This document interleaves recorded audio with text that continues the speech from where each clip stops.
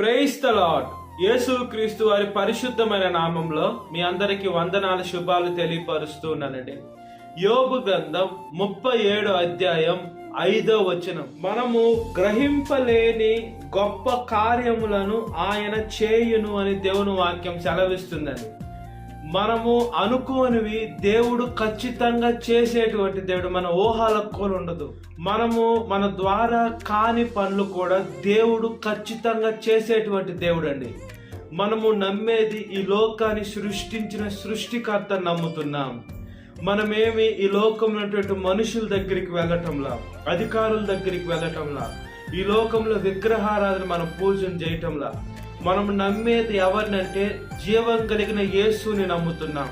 మన ఫోకస్ యేసు వాక్యం పైన ఉండాలి, దేవుని బిడ్డల పైన ఉండాలి. మనమంతా మన జీవితం యావత్తు దేవుడు మార్గంలో నడిచేటువంటి బిడ్డలుగా ఉండాలి. మనము ఎవరికి భయపడకూడదండి, ఎవరికి దిగులు పడకూడదు. మనం ఈ లోకంలో బ్రతికున్నామంటే యేసుక్రీస్తు వారి కృప ద్వారానే బ్రతికున్నాం. మన ఆలోచన పరిశుద్ధంగా ఉండాలి, మాట తీరు పరిశుద్ధంగా ఉండాలి. బైబిల్ గ్రంథంలో చూసుకున్నప్పుడు దేవుడు యెహోషువ గారి కాలంలో సూర్యుడిని, చంద్రుణ్ణి అలాగే ఆపి యుద్ధం జరిగించిన దేవుడు అండి. సూర్యుడిని, చంద్రుడిని మనుషులు ఆపగలుగుతారా? దేవుడు ఎంత గొప్ప కార్యాలు చేశారు.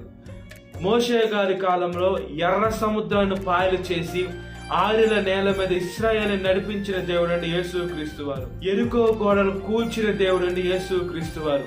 బైబిల్ గ్రంథంలో అనేక గొప్ప కార్యాలు ఉన్నాయి. యేసుక్రీస్తు వారి గారి కార్యంలోనే, యేసుక్రీస్తు వారి గారి కాలంలోనే యేసుక్రీస్తు వారు ఎన్ని కార్యాలు చేశారంటే చనిపోయిన వారిని లేపారు. కుంటి వారిని, గుడ్డి వారిని, జలాధర రోగము, కుష్ఠ రోగము, అనేక చనిపోయారు అని చెప్పిన లాజరు గారిని అయితే ఆ కుళ్ళిపోయిన 3 రోజుల శవాన్ని కూడా లేపాడండి దేవుడు. మనం అనుకున్న కార్యాల కాడికి గొప్ప కార్యాలు చేస్తారు. మనం ఊహించలేని కార్యాలు కూడా చేసేటువంటి దేవుడు అని మనకి ఊహ అందవు. అది మన ద్వారా కాదే. అది ఎలా జరిగిందంటే దేవుడు అనుకుంటే ఏదైనా జరుగుతుంది. దేవుడు ఏదైనా పాసిబుల్ చేసే దేవుడు. మనము నమ్మేది జీవం కలిగిన యేసుని నమ్ముతున్నాం. మన మాట తీరు పరిశుద్ధంగా ఉండాలి, మన జీవితం పరిశుద్ధంగా ఉండాలి. మనము చూసేది దేవుని వైపు చూడాలి. ఈ లోకంలో వాళ్ళ వైపు వీళ్ళ వైపు చూసి మనకు అది కాలేదు ఇది కాలేదంటే కాదండి. మనము మన జీవితంలో ఏది జరగాలన్నా దేవుడు చిత్తానుసారమే లేనిదే ఏది జరగదు. కాబట్టి ప్రతి ఒక్కటి మనం ప్రార్థన చేయాలి. అయ్యా, ఈ పని చేయాలనుకుంటున్నారు, మీ చిత్తమా కాదా? మీ చిత్తం అయితే జరిగించండి, లేకుంటే ఇది జరిగించద్దయ్యా అని మనం ప్రార్థన చేయాలండి. దేవుడి దగ్గర వేడుకోవాలి. దేవుడి చిత్తానుసారంగా జరిగితేనే అది మనకు స్థిరంగా ఉంటుంది, మనకు ఉపయోగపడుతుంది. దేవుడు చిత్తం లేకుండా మన జీవితంలో ఏది జరిగినా శ్రమల్లో పడాలి, బాధలు పడాలి, కష్టాలు పడాలి, ఇబ్బందులు పడాలి, నష్టాలకు వెళ్ళాలి. ఎంతగానో ఈ లోకంలో ఇబ్బందులకు లోనవ్వాలి. కాబట్టి మనం దేవుని బిడలుగా బ్రతకాలి. మన జీవితం యావత్తు దేవుడి పైన పెట్టాలి. ఈ లోకంలో సాతాను ఏం చేస్తుందంటే మనుషులకి ఈ లోకంలో ఉండే వాటిని చూసి అతన్ని శోధిస్తుంది, అతన్ని ఇబ్బంది పెడుతుంది. నీ క్యాడర్కి అది కరెక్ట్ కాదు, నీ జీవితంలో నువ్వు అది చేయలేవు అని దేవుడి మీద విశ్వాసము పరిమాణం తగ్గించేసి మనల్ని నిరాశపరుస్తుందండి సాతాను మనల్ని శోధిస్తుంది. అది మనకు అర్థం కాకుండా మన వల్ల కాదే అని మనమే సాతానికి చోటిస్తున్నాం. మన వల్ల కాదు, మనలో ఉన్న దేవుడి ద్వారా ఖచ్చితంగా అవుతుంది. ఈ లోకంలో ఉన్న వారి కంటే నాలో ఉన్న దేవుడు గొప్ప దేవుడు అని దేవుని వాక్యం సెలవిస్తుంది.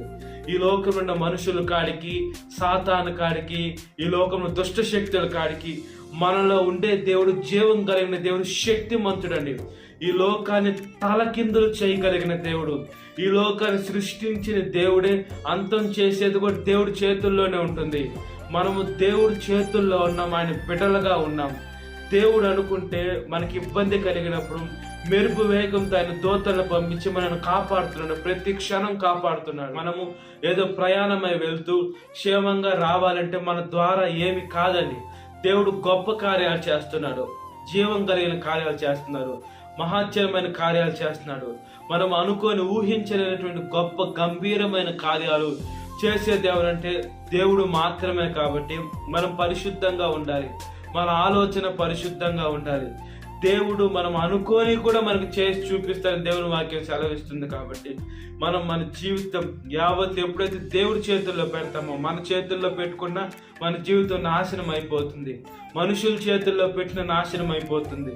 ఈ లోకం నుండి తల్లిదండ్రులు కూడా ఏం చేస్తారంటే నాశనం చేసేదానికి అవకాశాలు ఉంటాయి. దేవుడు అయితే అలాగ చేయలేడు. కాబట్టి దేవుడు మనల్ని మంచిగా తీర్చిదిద్దాలని ఆయన దీనుడుగా, దరిద్రుడుగా తండ్రితో ఉండే సింహాసనాన్ని వదిలిపెట్టి ఆయన తగ్గించుకొని ఈ లోకానికి వచ్చి ఆయన పరిశుద్ధమైన రక్తాన్ని చిందించి ఆయన రక్తంతో మన ప్రతి ఒక్క పాపాలను కడిగి వేసి పరిశుద్ధపరిచి ఆయన బిడ్డలుగా ఆయన సొత్తుగా చేసుకుంటున్నాడు. కాబట్టి మనము దేవుడి మీద ఆధారపడినట్లుగా ప్రార్థన. మహాపరిశుద్ధ ఆత్మదేవ, మా ప్రియ పరలోకమందున్న తండ్రి స్తోత్రం. యేసు మీ పైన ఆధారపడేదానికి సహాయం దయచేయండి అయ్యా. మా జీవితాన్ని పరిశుద్ధపరచండి, మా నడకని పరిశుద్ధపరచండి, మా ఆలోచనని పరిశుద్ధపరచండి. దుష్ట శక్తి ఏం చేస్తున్నానంటే అయ్యా, మమ్మల్ని బాధ పెట్టి దుఃఖపెట్టి ఎంతగానో హింసకు లోంచేయాలని చూస్తుందయ్యా. సాతాను మీద మేము జయము పొందుకునే శక్తిని దయచేయండి అయ్యా, విజయము దయచేయండి అయ్యా. పరిశుద్ధమైన దేవ, నిత్యమైన దేవ, సమాధానానికి అధిపతి, నిన్న నేడు నిరంతరం ఏకరీతిగా దేవ, అబద్ధం ఆడజాలని దేవ, స్తోత్రమయ్యా, స్తోత్రమయ్యా, స్తోత్రమయ్యా. యేసు మీ బిడ్డలుగా మేము బ్రతుకుతున్నామంటే మీ దయ, మీ కరుణ, మీ కటాక్షం, మీ సహాయం ఉంటేనే బ్రతుకుతున్నామయ్యా.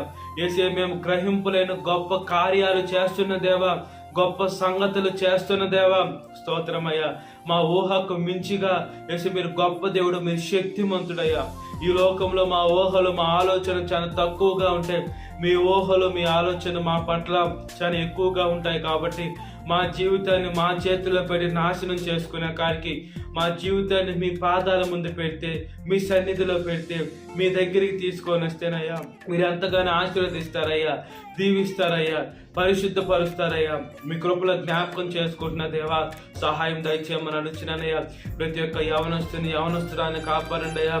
ఎస్ యవనస్తురాలయ్యా, సాతాను వాళ్ళని శోధిస్తుందయ్యా, సాతాను వాళ్ళని బాధ పెడుతుందయ్యా, సాతాను వాళ్ళని దుఃఖ పెడుతుందయ్యా, సాతాను శోధనలోకి వాళ్ళు లోనైపోతున్నారయ్యా. వాళ్ళు మీ మార్గంలో నడిచి యవన వయసులో కాడి మోసే వేసే బిడ్డలుగా ఉంటే వాళ్ళ జీవితాలకు మంచిది. కాబట్టి మీ కృపలో జ్ఞాపకం చేసుకోండి. సాతాను శోధన ప్రతి ఒక్క బిడ్డని విడుదల దయచేయండి. ఈ వాక్యం వింటున్న ప్రతి ఒక్క బిడ్డని పేరు పేరు జ్ఞాపకం చేసుకోండి. ఈ దినకాలపు దీవెనతో నింపమని యేసుక్రీస్తు వారి పరిశుద్ధమైన నామంలో మిక్కిలి వినం తరుచున్నాను నా పరలోకమందున్న తండ్రి, amen. Praise the Lord. God bless you. Have a great day.